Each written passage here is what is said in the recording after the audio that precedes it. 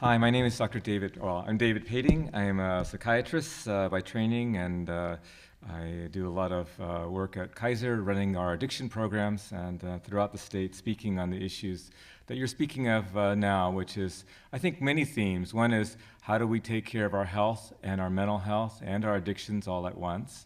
I think you're also talking, how do we change our system to make it more consumer-friendly, recovery-oriented, wellness, and strength-based. And we're also talking about how do we become better individuals, and perhaps bringing in, even in terms of spiritual themes, into our care, realizing that we're not just all individuals with health problems, but we're individuals in communities. And so how do we make our communities more healthy? These are all the things that we're actually discussing at the state level on a commission that I'm a member of, the Mental Health Services Commission. But it's a unique discussion because it's unique to California. And I want to just, while we're looking at all the issues that people are bringing, give everyone a little bit of a pause that this is a unique historical moment that we're addressing, and even this conversation today is historical. In the 70s, we deinstitutionalized mental illnesses from the hospitals in California. Then the 80s and 90s became the era of evidence-based medicine, and now we're looking at this issue of peer movements and peer recovery and peer wellness. This is a historical process that we're in. There are still gaps in our systems as these systems begin to evolve. And I think your lived experiences are really important in identifying those gaps. But at the same time, we also need to realize that one individual may have a hard time moving our whole system. So this is where stories need to come together. We need to find kind of common synergies. And where there's will, I have really been inspired that there's a way and we can change our system. So I'm really happy to hear the comments you've made, but I'd like to put it in perspective so we can look at this not so much as a deficit, that our system is broken, but where's our system working and how can we improve it? Because we actually have very good health and opportunities in California and the United States, and the question is, how can we continue to have the good health that takes care of all our health, mental health, addictions, behavioral health, because there's only one health, and that's the whole body health. So with this, I want to just share with that, and it's my little political speech, but go into what is this effort that we're talking about health burdens of mental health and addiction. First of all, I'd like to frame this in terms of what the World Health Organization is calling the comorbidities. It's the cross-intersection of mental health, of physical health, and drug and alcohol addiction. My friends in Sacramento, we refer to this as the triple whammy. We used to have co-occurring disorders and dual disorders and HIV and substance abuse and disabilities and mental illnesses, but now we're into the triple whammy. And what the World Health Organization is telling us is this is not a California problem, this is not a United States problem, this is actually a world problem that throughout the world, mental illnesses and addictions and health problems co-occur. They all come together more often than not. About 70% of those that have a chronic illness of some sort will have two rather than one, and so that's the majority of those that have co-occurring disorders.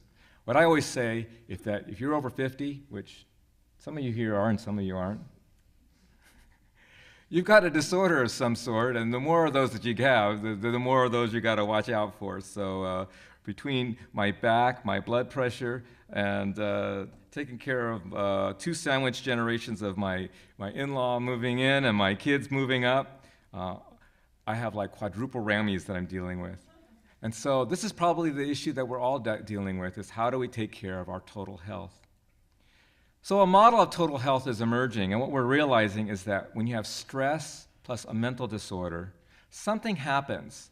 Something happens to our bodies, and we believe this is an aging of our bodies, a premature aging that results in us having lots of different illnesses. And one of the things that's coming out in a public health perspective is that persons with various illnesses, particularly mental health conditions, are dying early. They die 25 years earlier. 25 years. So whereas the average of us might live to 80, then those with mental illnesses and severe mental illnesses are living 25 years less, and in some states, as much as 40 years less.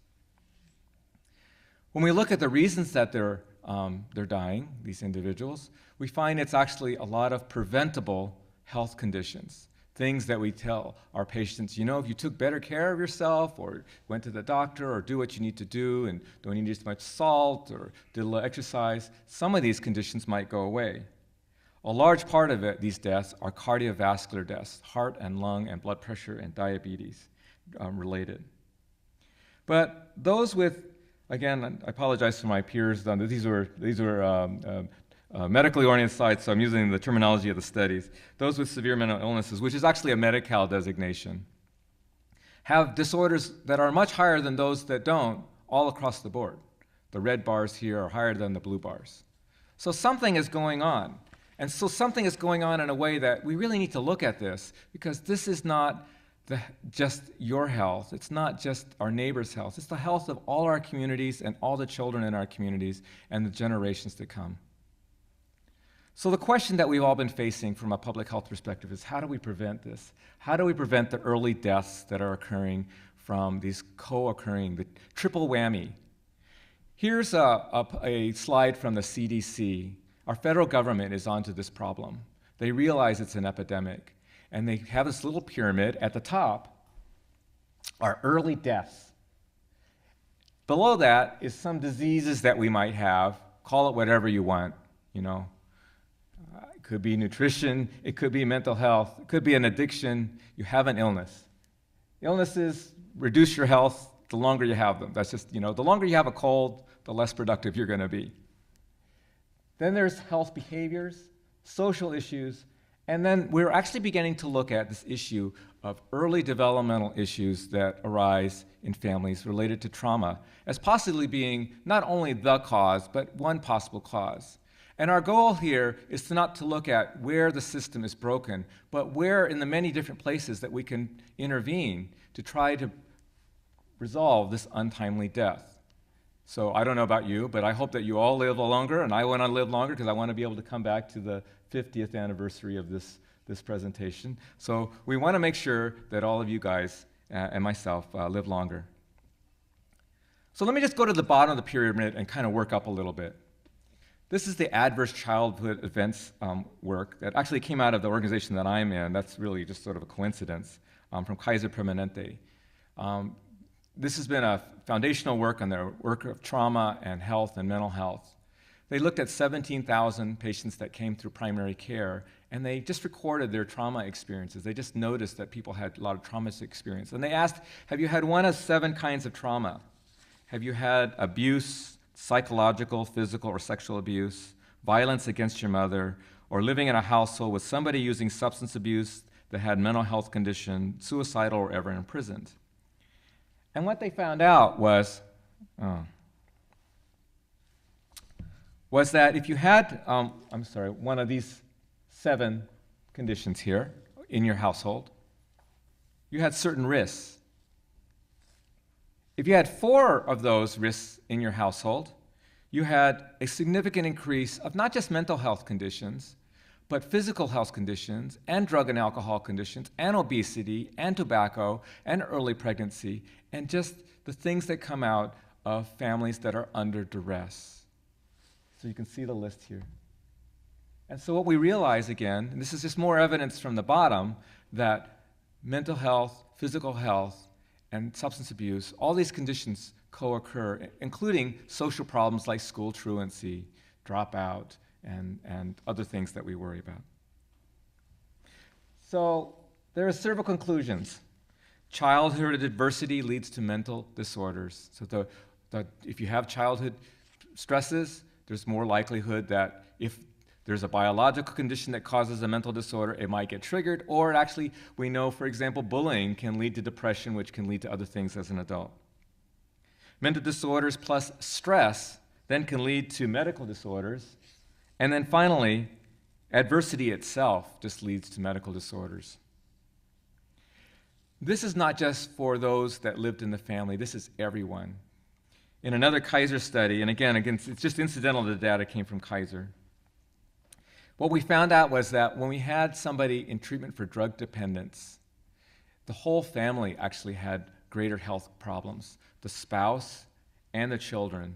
And then when you put the dad into drug treatment and took care of the stress in the household, the health of the mom and the health of the kids also improved. So we're really talking about a community problem here that's affecting not only individuals with conditions, but the whole family with conditions. If you've ever had somebody in your household have a chronic pain condition, it wears on the whole family in terms of how everyone can take care of themselves.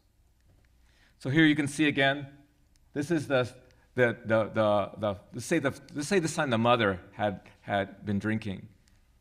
This is the father, the husband, and their health conditions more than those that don't have a mom who's drinking. This is the kids of the mom who's drinking, greater than those who don't have a mom who's drinking. So when we're looking at this problem of health, it's really not just individual health, it's multiple health, it's family health. And we're starting to evolve models how this occurs. It occurs, you take somebody who has maybe an irritable child, and you give them some family stresses, and something happens to their early parenting. Maybe they get fed too much or they don't get fed enough. And then gradually they develop behavior problems that might end up in school or adolescent problems. And from this, they might end up with having greater health conditions down the road. Because where do we learn how to eat? We learn from our parents what is good nutrition. Where do we learn how to take care of ourselves? We learn from our parents and our families how to take care of ourselves. But if our parents don't have jobs, and they're not coming home, and I had to raise myself, and I had to cook for myself, what have you got at the end? You've got a mental condition, a physical condition, a social condition, and it all co-occurs. So we've been looking at ways to how to change this through our health system, and we know that there's different prevention windows. I won't go into this in detail other than to say there's things you do for kids, and there's things you do for teenagers, and there's things you do for adults, and they're different. So when you're talking about a problem, you need to talk about who and where and how. And so in some ways, it gets very individual. It gets very specific to client-centered approach because each of us is different. Each of us grew up in a different context with a different set of needs. And so what the public health departments across the country are saying, and this is the Institute of Medicine, is that we need to realize that mental and physical health are inseparable, and we need to take a developmental perspective. How did you get here? Where are you going? What do you need to do to move on and from your condition? And this perspective needs to be one that involves your whole life. And we need to fix the problem if you have a condition, that you don't die early, that you get the care that you need and the diagnosis you need. If you don't have a diagnosis, we need to make sure that you have the prevention you need to learn how to take care of yourself so you don't become overweight if you're pre-diabetic or you're pre-depressed. There's perhaps it's a condition, a young child that is temperamental but bullied. Perhaps it's a pre-depression state. Or we know there's now a pre-schizophrenia state that we can identify. And all the way back to identifying not only the children at risk, but the families at risk. And we need to make sure that our systems serve them well, because our systems are really fragmented. That somebody that comes in at one of these different stages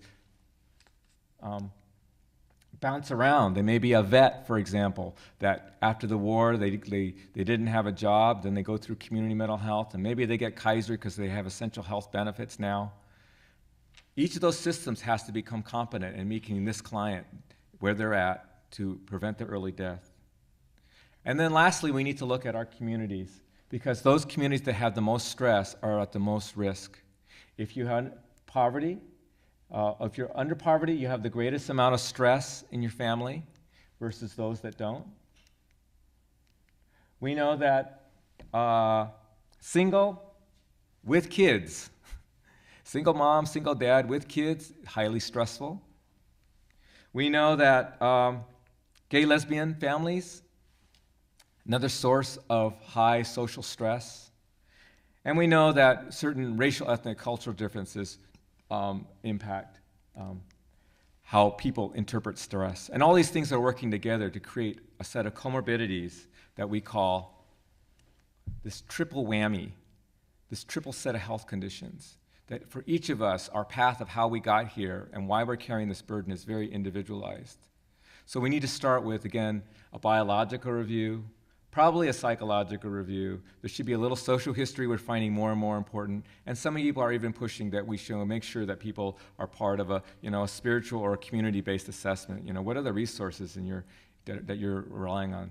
And this can't be done in 15 minutes. It has to be done across a set of visits in a different kind of way. So that's the message that I want to share with you. Again, it's about this triple whammy.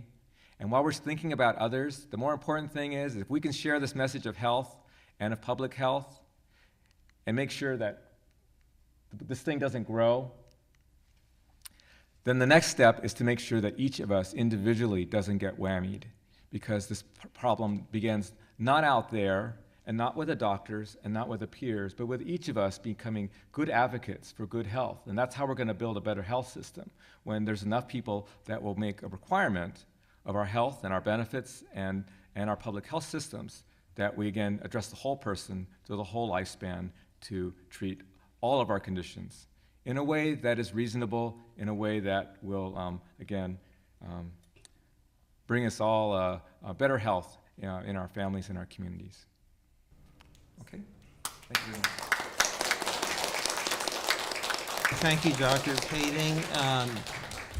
Jules, you have a question, do you? Yeah, I wanted to first of all thank you for that presentation, because that it makes so much sense, everything that you've presented, and parts of it tie in very much to what I was saying earlier about trauma. And one thing that struck me when you were talking about some of the events that happening in a person's life that may lead to co-occurring disorders later on, things like domestic violence or sexual abuse, alcoholism in a family. One thing that we were discussing amongst ourselves was growing up LGBT in a family where you're the only one. All of those things are things that there's so much stigma around. And it goes a long way towards explaining why so many of us, I think, have so much difficulty asking for the help that we need.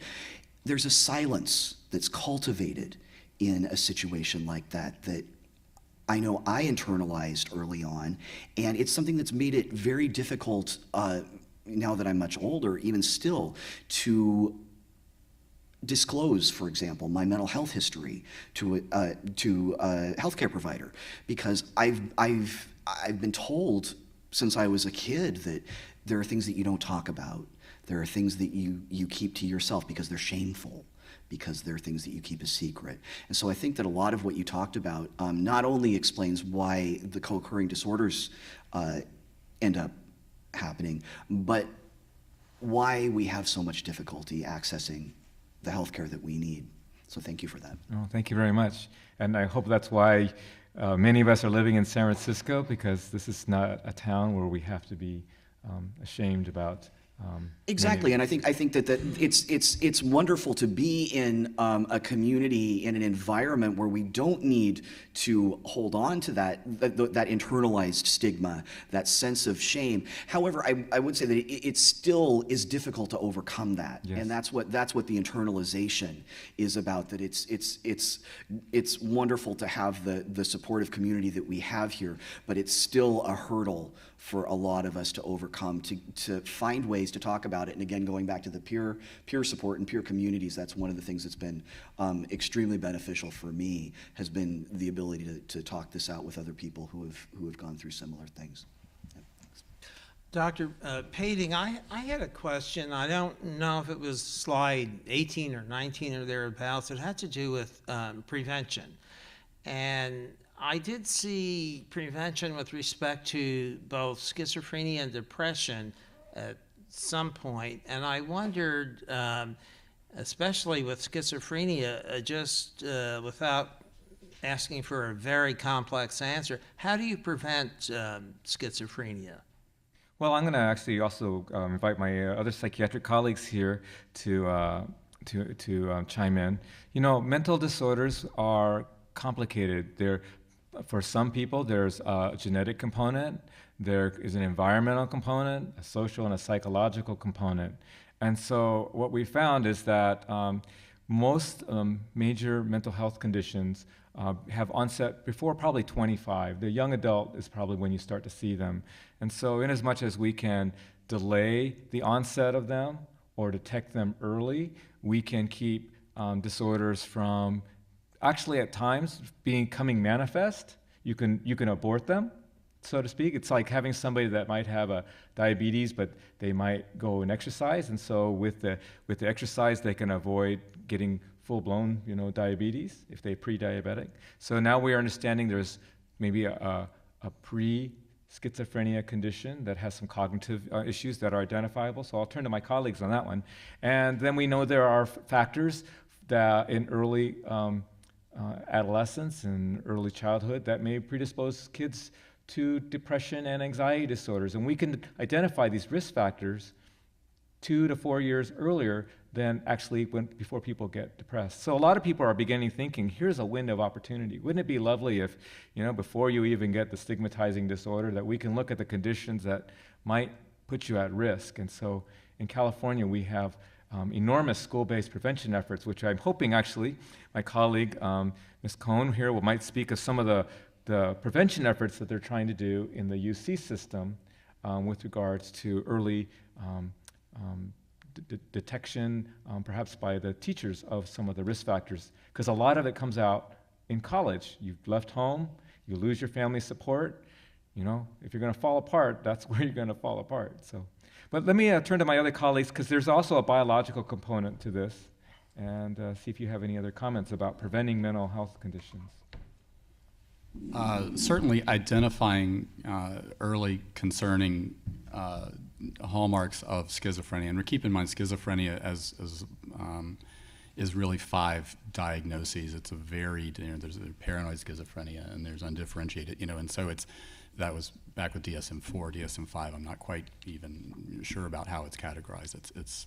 But there has been lots of thinking and discussion that if you can identify the prodromal syndrome, say a kid that may be in his room isolating a lot, talking to himself or something, becoming a little bit more paranoid, withdrawn, then you may be able to arrest some of those symptoms, because psychosis actually builds on itself. The more withdrawn and isolated you become, the more your touch with reality or with other people it becomes more tenuous, and it tends to just build on itself. So the idea is that if you can stop that earlier. Now, the issue that I have with some of those early identification efforts is that often medications would be a part of arresting the symptoms at an early age, and I think that you have to be very careful, because as we know, many of the medicines that are used to treat schizophrenia are very potent. They may help with a lot of the symptoms of psychosis or mood, but they also have many side effects that you want to be extremely careful about starting for a young person. And so I think it is true that once you have a clear sense that, and again, that you've looked at the nutritional aspect of things, you know that somebody's sleep is stabilized, and you sort of opt that the family has education so that they're not in a highly emotionally charged environment, and things are just calmer and supportive, then it would be time, if their functioning was significantly impaired or becoming worse, to consider medications in that case. And then you do have a better chance before a psychotic episode becomes really, really difficult to get back, to reestablish some of those connections and some of that being in touch with the reality that it actually allows them to function. So once you've detected some symptomology, knowing that, I guess for men, the average age for onset of schizophrenia is 25 or whatever it is, then you would know that there may be an opportunity to forestall or stave off the more symptoms. 25 may be an age that most people, most males, would be diagnosed with schizophrenia, but probably by the time they were diagnosed, the problems have been going on for some time, because as we know, people only often will confront these things when they have to, when they're no longer avoidable. And so by that point, someone may in fact be pretty ill. a lot of the symptoms really you may end up seeing when they're 17, 18, 19 years old, just at that juncture of having to leave home, think about adulthood and being out, and without a path or good supports, and talk about the socioeconomic and social pressures on a 17-year-old these days are enormous, and that tends to be one of the most fragile times that somebody's. And by Parents of definition, there's 17-year-olds too. Yeah. there's a gradual onset with a psychosis. In other words, if the average age of diagnosis is 25, we would assume there's a gradual onset, and that's why we would want to start looking at symptomatology age 16, 17, or even before, knowing that it takes 9, 10 years or thereabouts. But even in the most knowledgeable families, there's such a pull to want to avoid confronting or actually believing that there's something really going off track.